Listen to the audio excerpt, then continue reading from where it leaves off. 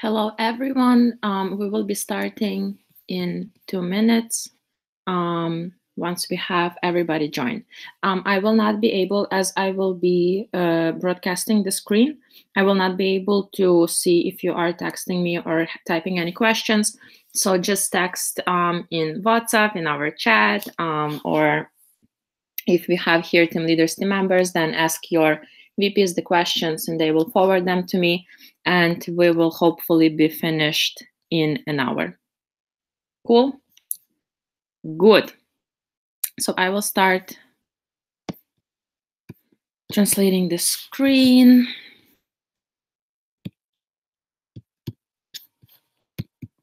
Awesome. So welcome guys to the Global Volunteer Attraction Talks. Today we're going to have a webinar on the summer peak preparation, everything that is especially concerning on-ground attractions, what is our plan for this peak, what is the idea behind, and in general we will be following up on the things that we have already discussed first at FAPCO as at the commission meeting, and then later in our smaller groups. So to begin with, a little bit of context. So in this term, 18-19, and in general for the summer peak, we have set ourselves an ambition of providing 300 young people in Austria with an international volunteering experience. And this plan is requires a lot of focus, dedication, and commitment. And as one of the ways to achieve it, we of course are focusing a lot of efforts on education, especially about the topics such as attraction and how are we gonna make the summer peak amazing. So, welcome hustlers to this amazing webinar.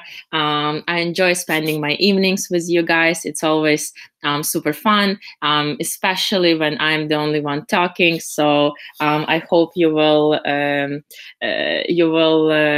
keep yourselves calm, and you will survive this 1 hour of only me. But anyway, I wanted to just remind ourselves a bit about our commission culture, about our stand, which is about disrupting the way, and about our values: endurance, innovation, resilience, growth, and focus.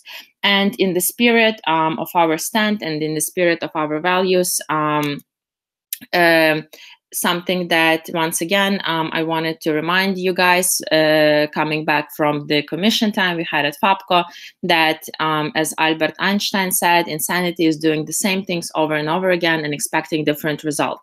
And as our goal is to achieve 300 approves and 300 realizations and 300 completes, this summer peak, it's important to understand that this is quite a nice percentage of growth that we are planning for, which also means that we should reconsider how we are approaching our operations and understand very clearly what are the key things that will help us grow.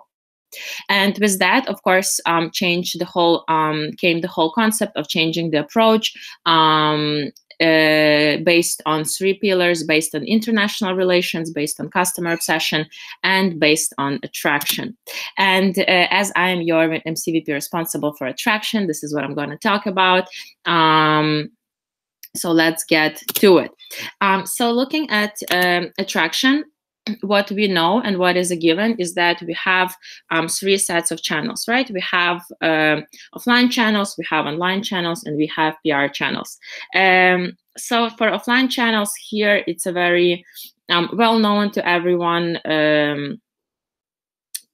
list of activities. We have lecture presentations, we have info stands, we have fairs that we can attend, we have flyering, we have events, flash mobs, and info screens I put as part of offline channels because they are on campus in your university. Then if you look at online channels, we have social media. Here we have Facebook and Instagram. We have website, both isec.at and isec.org. We have student portals, so different outlets that create content for different websites that create content for young people. We have Facebook groups, of our universities and different Facebook groups that contained our target audience. We have Facebook targeting as one of ways to actually reach our target audience. And of course, there is Google Ads, which is also one of the ways to invest and get access to our target audience online. Then we have, of course, PR channels. So those are all the channels that are out there, the resources that we can use that are established and have followers base and are important for our target audience. Here, of course, the huge influence makes and huge change can make opinion leaders. So the key people that are forming the trends for young people in your university. Then we have, of course, local media. Those are different online portals, websites, UNI's websites, UNI magazine. So all the media outlets that university possess, and as well city-based media. And there is always networking and all of this events that as far as I know, there are quite some opportunities always at university to go and to meet and to look for opportunities. And of course, in big orange bold rectangle, if it's a rectangle, I'm not sure if it's a rectangle, but we have word of mouth. Even if you look statistically, a lot of people, second biggest channel for our signups, for our opens, comes from word of mouth. So those are the people that have been referred from friends, from people that they know, from people that have been on our experience, or from someone who has heard about our opportunities. So these are the channels that we have, right? There is no revolutionizing when it comes to coming up with the new channels. And this is something that I want us to be super clear. But what's important is to understand how we can change approach within the channels that we have to make sure that we are using them A, in a proper way, and B, to its maximum abilities, and to in the way to bring us the result that we want. So once again, I will repeat myself about 7 touch points because it's never enough. Is that it's an external marketing theory that talks about the fact that in order for a person to interact with, to buy a product from a certain brand or to use their services, they need to interact it with one way or another up to 7 times. So when we look at this touch points, right, of course, they consist of our channels that we have. So how can we make sure that people that our target audience, our people that we want to send an exchange, they actually interact with us more than one time, right? Because it's quite unrealistic to believe that if the person whom you got at the info stand and who heard about Global Volunteer, for example, for the first time on that info stand, is gonna sign up and really make the decision to go in that 3 minutes you have when talking to them.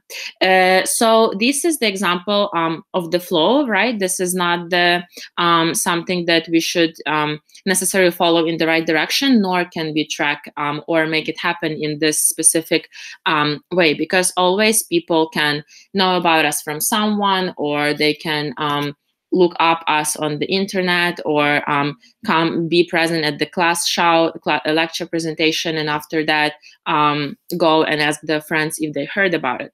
The point is that for us is that how can we ensure that we are becoming part of students' lives on the campus, and we are visible there, and we are providing them not only with the push, we are not only pushing them to take part of our projects, but we actually are giving them opportunities that are attractive to them to come and to listen about what we have to offer.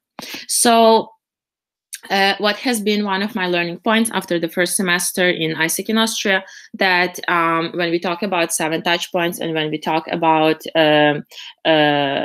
on-ground education, that we need a bit more structure. We need a bit more structure in our approach on how we do on-ground attractions. So this is where I presented to you this picture was the idea of how can we have a more targeted, more projectized approach to our on-ground attractions. So here, the first touch point that was presented was a PR stunt that will be followed by minimum 3 events for every LC. And then as part of the OPSs and reintegrations to have it more in the more, let's say, fancy Austrian way. So how do we actually do that? Yes, so this has been more of the intro part of this webinar. So now actually coming to the more hardcore content on what's happening. So when we were talking about the PR stunt, we had a lot of confusion of what do we mean by that and how is it actually going to happen. And initially we started with the idea of having some sort of event which would open officially the season of applications for summer peak projects. But then as we were more thinking into it, what we figured at the end, and you can see here the definition of PR stunt as such, right? It's a public relation exercise, so it's an event or action which aim is to get members of the public to have a good opinion about a person, organization, or product. Sounds perfect, sounds really something that we need. So my idea of the PR stunt and something that I think can be super cool in terms of the beginning of the semester as well, and having all of this people freshly beginning the new education semester, so they are not still clogged with everything that is happening with their studies and classes, and then of course as well we have new students on campus. So the goal of the PR stunt would be to attract attention of students at the beginning of the semester and launch summer peak marketing campaign. So engage students in fun activity to get more familiar with our brand and create positive associations with Global Volunteer and ISEC on campus. So the goal of the PR stunt would not to be necessarily go out and collect registrations, but to spread out the word and to get ourselves noticeable and visible before we start having on-ground attractions. So the dates, super logical, the beginnings of your university semesters, whatever dates you have, because throughout Austria, those dates are different from each other. So the activity itself is to use an Instagram frame to like print out or to just create out of carton the Instagram frame with cut out logos of ISEC, of Global Volunteer, with different pictures of our interns abroad, and with pictures from our country partners, from as well your additional local partners on this frame, and to be out in the university campus to engage people into taking pictures with this frame. And as the result of this activation, to boost it and in order to support it and to drive people to actually go and check out our social media, is to have all of those pictures posted on our Instagram, whether through stories or through posts, to have them as well showcased through a Facebook page, in order to really create this momentum, create this moment of beginning of the promotions for the summer peak. And then as well, what we can do is to have like a random selection for the picture that will get the most like. For example, will this person will be provided with the discount for the contract fee for this summer, right? So this is a way to actually get ourselves out there, get ourselves on campus, show that we are fun and engaging and interesting, and the things that we provide are attractive and appealing to young people. And then, of course, after this PR stunt is done, what follows is the preparation of events, right? So to have 3 events in the timeline that I will present later. But in general, why the focus of this summer peak attraction campaign should be on events? Because events has proven to be a good channel for conversion for Global Volunteer.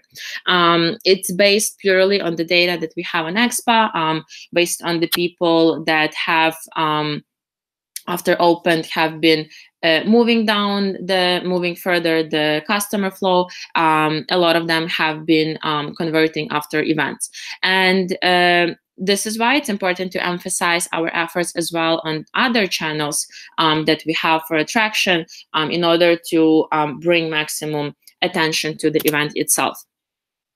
And in order to be aligned in our on-ground marketing and digital marketing, because it also can be supported and will be supported through like my NSTs, through the digital marketing strategies that we're gonna implement. These were the events that we have created with Dima, Rames, and Maria. And this is the set of events that we can choose from when we are running events for a Global Volunteer. So here we have international days, we have workshops, we have language cafe, why travel and volunteer, and 2 additional ones, which is Global Village and Approving Mania.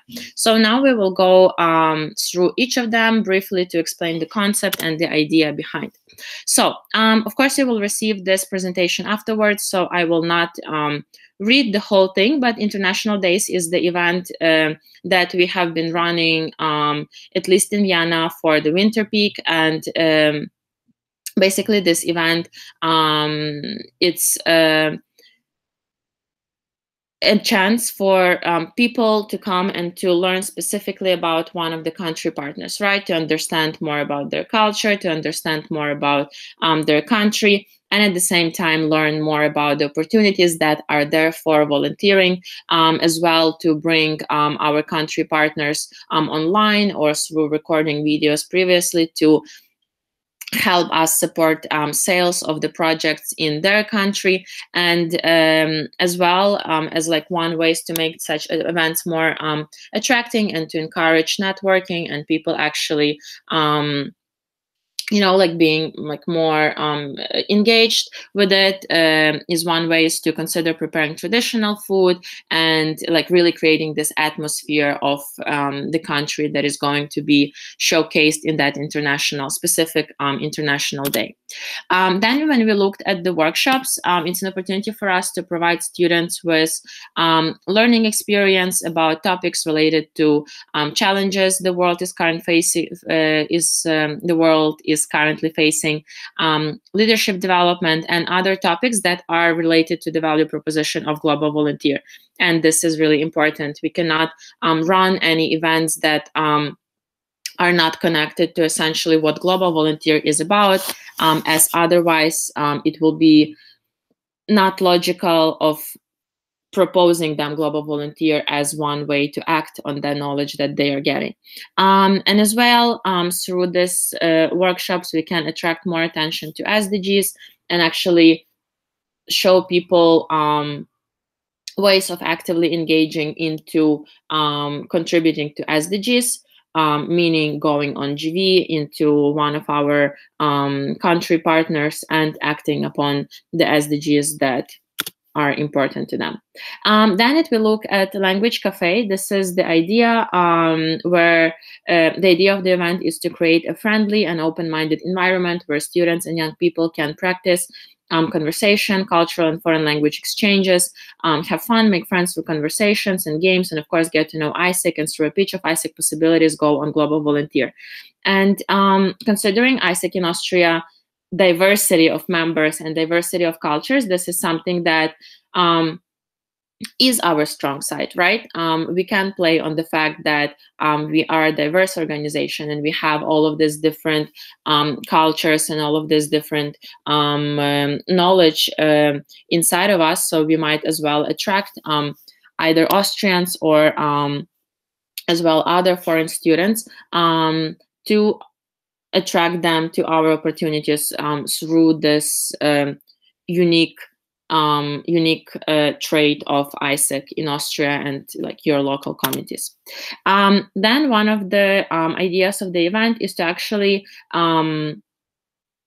in a sense touch upon the question that I'm sure every student, when approached and when proposed with the idea of global volunteer, they are asking themselves, why would I travel abroad and volunteer, and why would I not just stay, like just travel for the sake of traveling and like exploring the country and culture, because you can do that without being a volunteer, right? Or why would I go to another country and volunteer there when there are other things that I can do at my own community and do at my own city or country and help out where it's more familiar to me.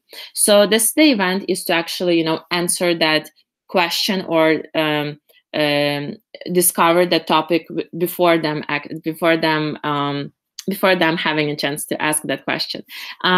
So the event itself would explore the idea of traveling with the purpose of volunteering and why it's important to help communities outside of your country.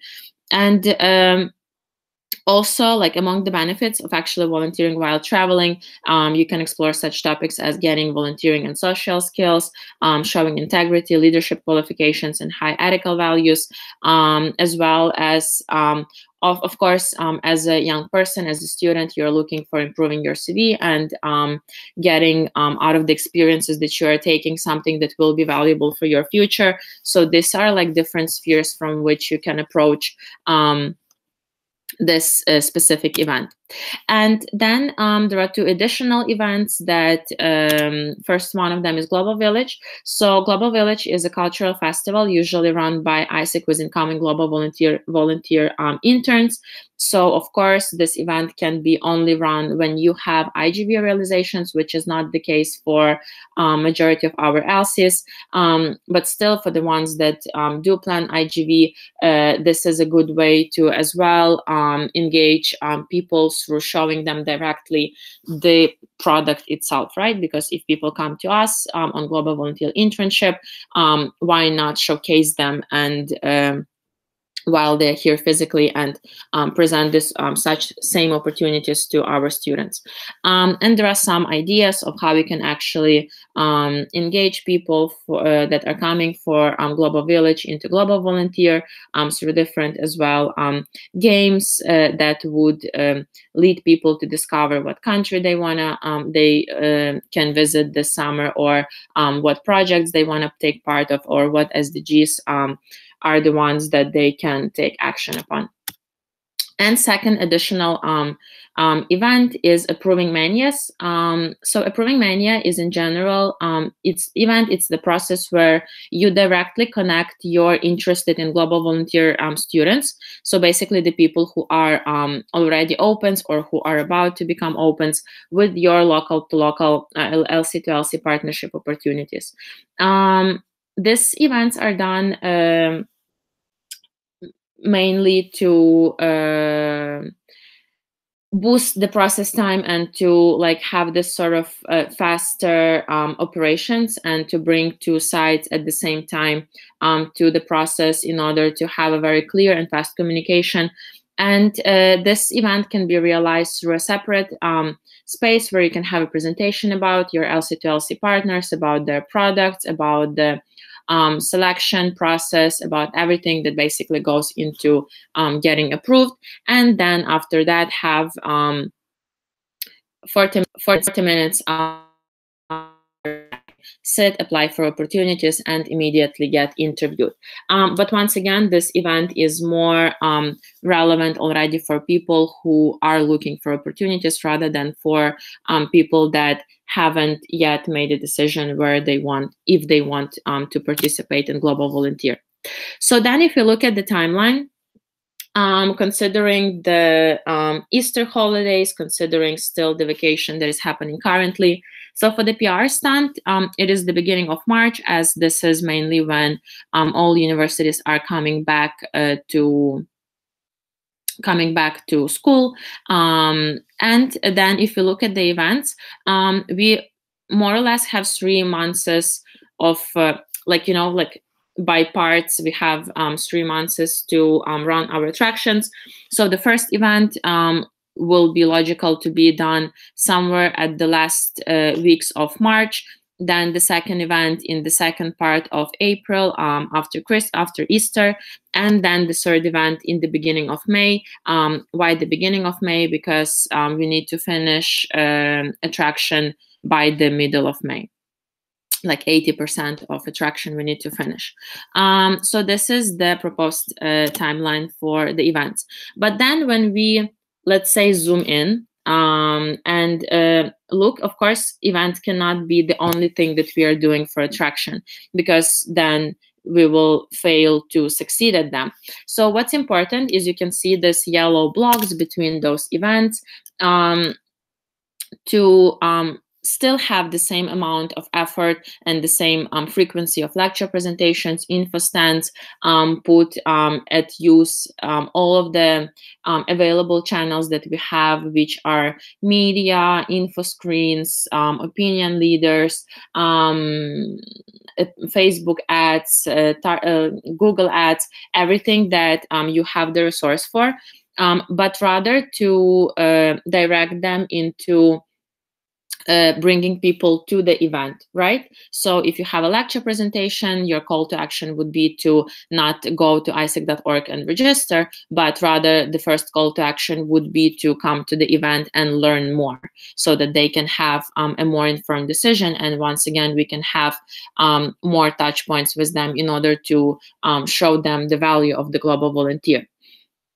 Still, what's important and something that I wanted to go through with you today as well is to look a little bit more into channels definition, as to not have confusion of what channels are we using for what purpose. So starting with the info stand. So what is an info stand? It's a temporary setup on university campus that includes promo materials of a certain product. In our case, it's Global Volunteer. What's important that it is meant to be interactive and engaging activity. So if you are making info stand just with flyers and a poster and an open laptop, this is not an info stand, or this is not the info stand that will actually attract people attention and make them want to come to you and want to talk to you, rather than you running around trying to make them talk to you. So what's important is always to have different activities, to have globes, to have some games, to have quizzes, to have something that, to have videos running, to have something that will make them curious and make them want to come to you. When we look at the goal of the info stand is to attract attention of target audience, of course, and to show value proposition of the product. But the call to action would be to invite people. The first call to action would be to invite people to event in order to learn more about the thing, about Global Volunteer, right? What's super important is that getting a sign up is not the primarily goal of info stands. The goal is to take target audience to the next touch point. Still, this doesn't mean that the person should not have an opportunity to register at the info stand if they want to. Still, you have to tell them that, yes, they can register right now. And it is great if they do register right now, because then we can make the whole process faster. But rather than pushing them to do so, it's better to push them to register for the event, right? But still, there should be a possibility for them to do it. When we look at lecture presentation, it's a presentation to the class that includes enough information on the product, including concrete projects, timelines, and requirements. So if InfoStand is more of an engaging activity, lecture presentation is much shorter, and it is your opportunity to tell very hardcore product information. So the goal is to present and explain target audience information about our product, and call to action on the lecture presentation is to sign up in isec.org, and as well is to invite people to the event and open space. Once again, I would even switch the call to actions to the first thing that you should propose to them is to come to the event and to actually learn more once again about the product. And as well, of course, present them the website, present them with the portal, and tell them that this is where they can sign up at any point of time, at any day of the week. What's important to keep in mind is to customize selling points based on the target audience you are presenting to in a class, based on their semester, based on the field of studies. And of course, you should talk about value proposition of the product. Always start with the value proposition. If you look at the flash mobs, it's an interactive and dynamic setup on the university campus that includes some engaging activity. It is different from InfoStand in a way that there might not be a fixed table or a place for it. And flash mobs better be held among some important dates for our target audience, such as beginning, end of semester, different use days, around before or after some holidays, important dates for university. So something that has a meaning to it. So the goal as well is to create brand awareness and engage target audience in activities. And call to action is invite people to the event, invite people to our social media, and of course as well, always present them with the opportunity to register. What's important is that getting sign up is not a primarily goal. Still, person should have the opportunity to join isec.org and to know that it exists. Fairs is something that we all are familiar with. Those are the events that are organized by external organizations where we can present ourselves and present our products directly.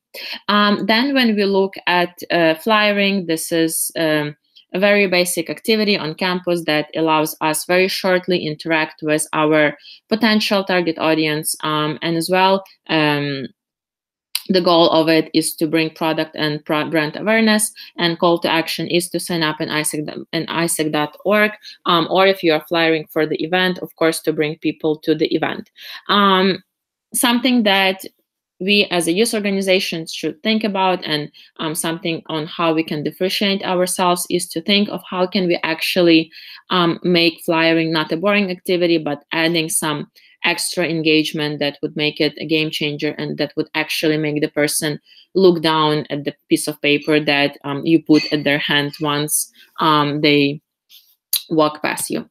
So then, of course, we have events, which we talked about, so I will not spend more time on this slide. I'm sorry, that was the mistake. So when we talk about the next steps, so what should we do next with this information? Very easy.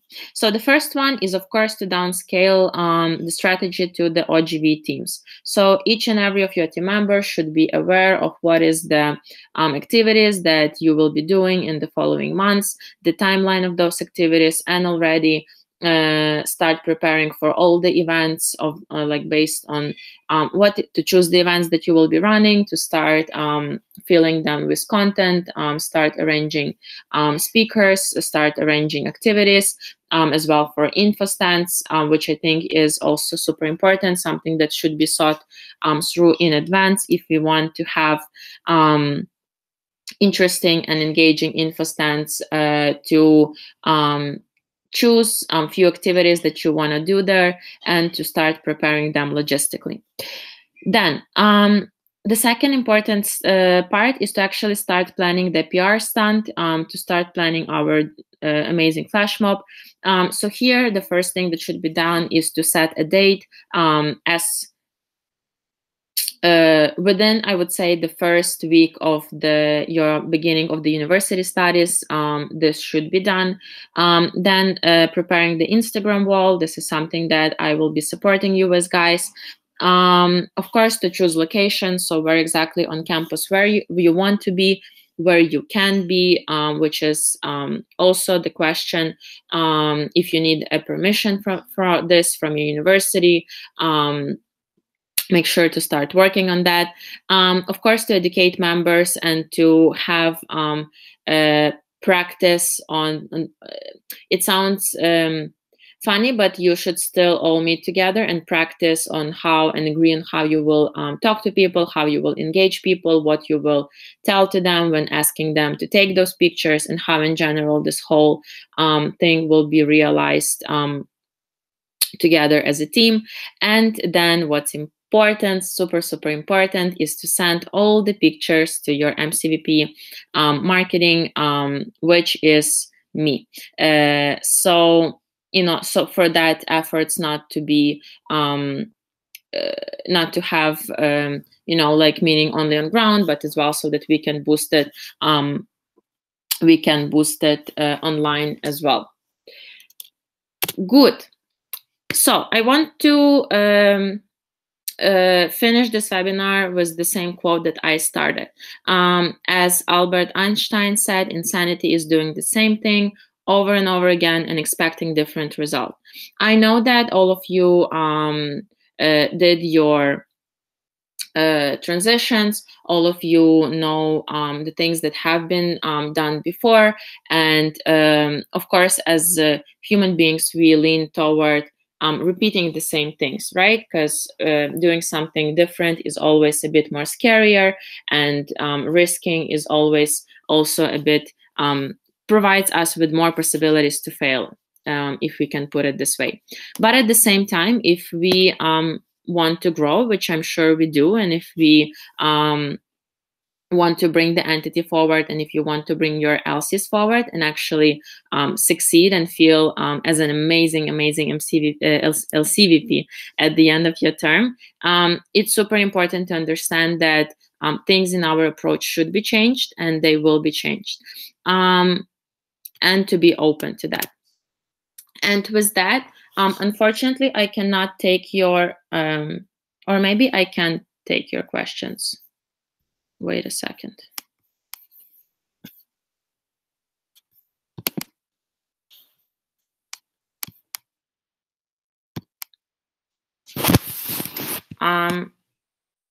Nope, I cannot take your questions. But thank you guys very much for joining. I hope that you got some useful information out of it, and I will see of how I can organize some Q&A space to follow up, and I will send you the PPT on Slack.